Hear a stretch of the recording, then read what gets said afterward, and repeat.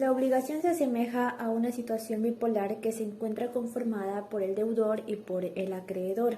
El acreedor es el titular de un derecho subjetivo, un derecho al crédito, que le faculta para exigir al deudor lo que por este es una prestación. Asimismo, en caso de incumplimiento, el acreedor está investido de una serie de facultades para defender sus intereses. El deudor es el sujeto de un deber jurídico que le impone la observancia de un comportamiento debido y en caso contrario deberá soportar las consecuencias de su falta. El estudio de las obligaciones representa a partir de su concepto una materia con enorme trascendencia práctica. Precisamente por tal razón la doctrina lo ha sometido a diversos criterios que tiendan a clasificarla.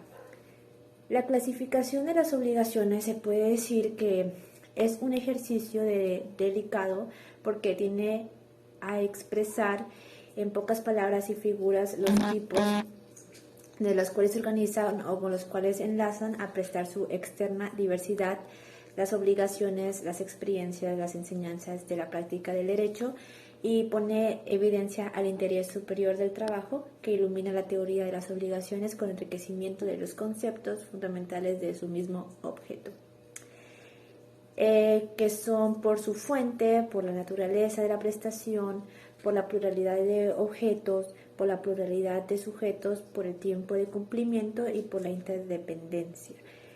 Las fuentes de las obligaciones son contratos, que la crítica tradicional efectuada a este artículo es que confunde el término contrato con convención, siendo el primero tan solo una especie de segundo, pues aunque lo que constituye un acuerdo de voluntades que tendrán efectos jurídicos, no todos los convenios son contratos, aunque sí todos los contratos son convenios.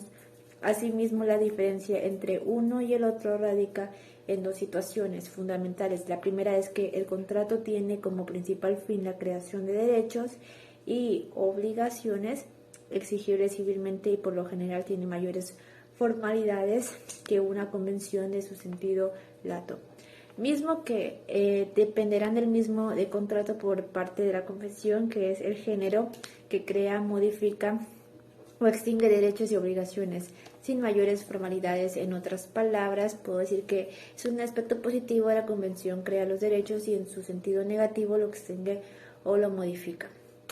Y la capacidad del consentimiento, los vicios, el consentimiento de objeto lícito, causa lícita, es la voluntad de un requisito de la existencia del acto y negocio jurídico, por ende del contrato.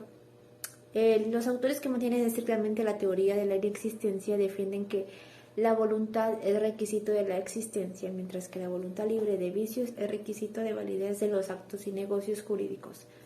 La manifestación de la voluntad o el consentimiento es la conformidad entre el deseo interno de la persona y la expresión externa para celebrar un determinado acto jurídico y para que éste produzca los efectos jurídicos propios de él. El consentimiento es la declaración o exteriorización de la voluntad unilateral que formula cada uno de los contratantes y es la conjunción de esas declaraciones de voluntad unilateral, es lo que da origen a la llamada declaración de voluntad común.